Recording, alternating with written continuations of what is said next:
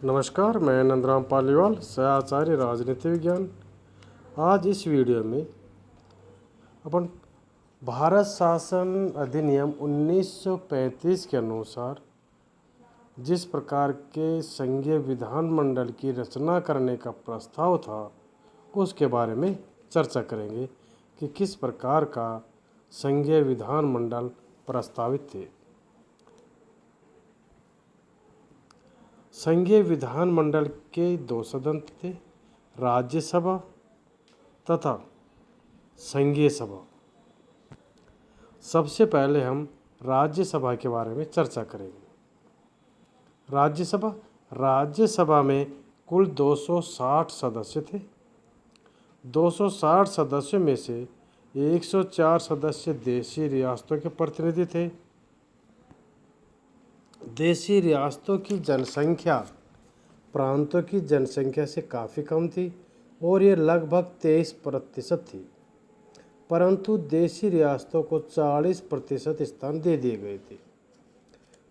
इन स्थानों को आगे देशी रियासतों में उनके दर्जे और महत्व के हिसाब से बांट दिया गया था। उदाहरण स्वरूप हैदराबाद को 5 स्थान दिए गए, मैसूर, कश्मीर, ग्वालियर और बड़ौदा को 3-3 स्थान दिए गए, ट्रावनकोर, कोचीन और उदयपुर में से प्रत्येक को 2-2 स्थान दिए गए। देशी रियासतों के शासकों को 104 सदस्यों को संघ में भेजने का अधिकार था, परंतु इस बारे में देशी रियासतों की प्रजा को उनके चुनने का कोई अधिकार नहीं दिया गया। यानी ये प्रतिनिधि जनता नहीं चुन सकती थी, यह राजा या महाराजा के द्वारा नाम निर्देशन होते थे, मनोनीत होते थे। इसका परिणाम यह होता था कि राजाओं महाराजाओं के प्रतिनिधि सदैव अपने स्वामियों राजाओं महाराजाओं को प्रसन्न करने के लिए वे अंग्रेज़ों का साथ देते थे और भारत की प्रगति में रोड़े अटकाते थे। यही कारण था कि भारत के राष्ट्रवादियों ने इस बात का घोर विरोध किया था और उन्होंने कहा था कि देशी रियासतों की जनता को भी अपने प्रतिनिधि चुनने का अधिकार दिया जाए। 260 में से 156 सदस्य ब्रिटिश प्रांतों को थे। 156 प्रतिनिधियों में से 150 सदस्य ब्रिटिश प्रांतों में से सांप्रदायिक चुनाव प्रणाली के अनुसार चुने जाते थे। शेष 6 सदस्य को गवर्नर जनरल अपने इच्छानुसार नारियों, अल्पमतों तथा परिगणित जातियों अथवा दलित वर्गों को प्रतिनिधित्व देने के लिए मनोनीत या नामजद करते थे। जिस तरह से देशी रियासतों में स्थानों का समान बंटवारा नहीं था, उसी तरह ब्रिटिश प्रांतों में भी स्थानों का समान बंटवारा नहीं था। अतः यह सदन अमेरिकन सीनेट तथा स्विट्जरलैंड की राज्यसभा से बिल्कुल भिन्न था। हिंदुओं को सामान्य चुनाव क्षेत्रों में रखा गया था। सामान्य स्थानों, मुसलमानों और सिखों के लिए आरक्षित स्थानों के लिए प्रत्यक्ष चुनाव होते थे। यूरोपियन, आंग्ल भारतीय संप्रदाय और ईसाइयों के लिए परोक्ष या अप्रत्यक्ष चुनाव होते थे। हरिजनों के चुनाव भी अप्रत्यक्ष होते थे। जिन संप्रदायों के चुनाव अप्रत्यक्ष होते थे, उनके सदस्यों को प्रांतीय विधानमंडल में उनके सदस्य मिलकर चुनते थे। राज्यसभा या राज्य परिषद के सदस्यों का कार्यकाल 9 वर्ष था। इनमें से 1/3 सदस्य प्रत्येक 3 वर्ष के बाद रिटायर हो जाते थे और उनकी जगह नए सदस्य चुने जाते थे। राज्यसभा एक स्थायी सदन था और इसको अवधि से पूर्व भंग नहीं किया जा सकता था। मताधिकार भी उन व्यक्तियों को दिया गया जो संपत्तिशाली थे। सारे ब्रिटिश भारत में लगभग 1 लाख व्यक्तियों को मताधिकार दिया गया। ब्रिटिश प्रांतों को जो 156 स्थान राज्यसभा में दिए गए, उनमें से 75 स्थान सामान्य थे, 6 हरिजनों, 4 सिखों, 49 मुसलमानों और 6 नारियों के लिए आरक्षित थी। दूसरा सदन था संघीय सभा। केंद्रीय विधानमंडल के निचले सदन में कुल सदस्य संख्या 375 थी। इनमें से 125 स्थान देशी रियासतों को दिए गए और 250 स्थान ब्रिटिश प्रांतों को दिए गए। इन 250 स्थानों में से 4 गैर प्रांतीय स्थान थे और वे व्यापार, वाणिज्य तथा श्रम में बांट दिए गए। देशी रियासतों के 125 सदस्य थे और ब्रिटिश भारत के जो 250 सदस्य थे उनमें से भी अलग अलग विभाजन किया गया। जैसे सामान्य स्थानों के लिए 105 सदस्य थे। इन 105 स्थान सामान्य स्थान थे। सामान्य स्थानों में से हरिजनों के लिए 19 स्थान सुरक्षित थे। व्यापार वाणिज्य के लिए 11 थे। मजदूरों के लिए 10, नारियों के लिए 9, जमींदारों के लिए 7, यूरोपियन के लिए 8, मुसलमानों के लिए 82, सिखों के लिए 6, आंग्ल भारतीय संप्रदाय आंग्ल भारतीयों के लिए 4, ईसाइयों के लिए 8। तो इस प्रकार से स्थान भी आरक्षित थे। जो स्थान देशी रियासतों को दिए गए थे उनको देशी रियासतों के शासक अपनी इच्छा से भरते थे। जहाँ तक ब्रिटिश भारत का संबंध है उसको कुल 250 स्थान दिए गए जो देशी रियासतों की तुलना में आबादी को देखते हुए बहुत थोड़े थे। ब्रिटिश प्रांतों में भी स्थानों का समान बंटवारा नहीं था। उनको मुख्यतः आबादी के आधार पर प्रतिनिधित्व दिया गया था। अनेक संप्रदायों में जो स्थान बांटे गए थे वे भी न्यायसंगत नहीं थे। हिंदू यद्यपि ब्रिटिश भारत की कुल आबादी का 70% थे, उनको 30% अल्पमतों के बराबर स्थान दिए गए।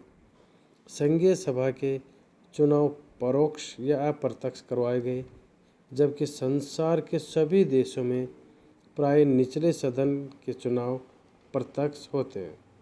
राज्यसभा के चुनाव भारत में प्रत्यक्ष रखे गए, जबकि सभी प्रगतिशील देशों में ये चुनाव अप्रत्यक्ष होते हैं। संघीय सभा के अप्रत्यक्ष चुनावों के लिए यह व्यवस्था की गई कि इसके सदस्य प्रांतीय विधानसभाओं द्वारा चुने जाएंगे। प्रांतीय विधानसभाओं के प्रत्येक संप्रदाय के सदस्य संघीय सभा के लिए अपने अपने संप्रदाय के सदस्यों को चुनते थे।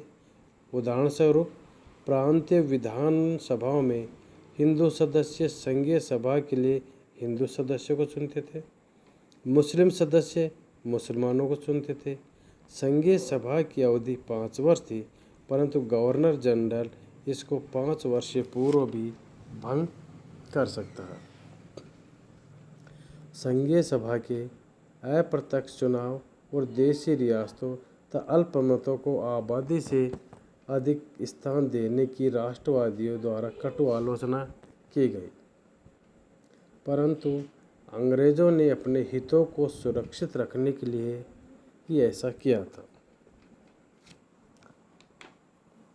अब हम केंद्रीय संघीय विधानमंडल की शक्तियों के बारे में चर्चा करेंगे। तो पहली शक्ति विधायी शक्तियाँ। संघीय संविधान मंडल को संघीय सूची तथा समवर्ती सूची पर कानून बनाने का अधिकार था। वह संघीय सूची तथा समवर्ती सूची में दिए गए विषयों के ऊपर प्रांतों तथा चीफ कमिश्नर प्रांतों के लिए कानून बना सकता था। जहाँ तक देशी रियासतों का संबंध है, संघीय विधानमंडल उन्हीं विषयों पर कानून बना सकता था जो देशी रियासतों के शासकों ने स्वीकृति लेख द्वारा केंद्र को दिए गए। यह प्रांतीय विषयों पर भी उस दशा में कानून बना सकता था जबकि गवर्नर जनरल ने संकटकालीन घोषणा कर दी हो।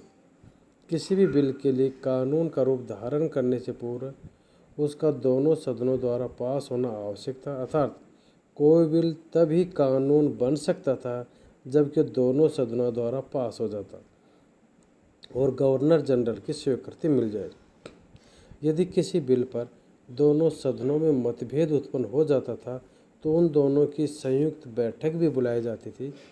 उसमें भी संघीय सभा को लाभ था, क्योंकि उसकी सदस्य संख्या अधिक थी और वह इस कारण अपनी बात आसानी से मनवा सकती थी। इतना सब कुछ होते हुए भी केंद्रीय विधानमंडल की शक्तियाँ अत्यंत सीमित थी।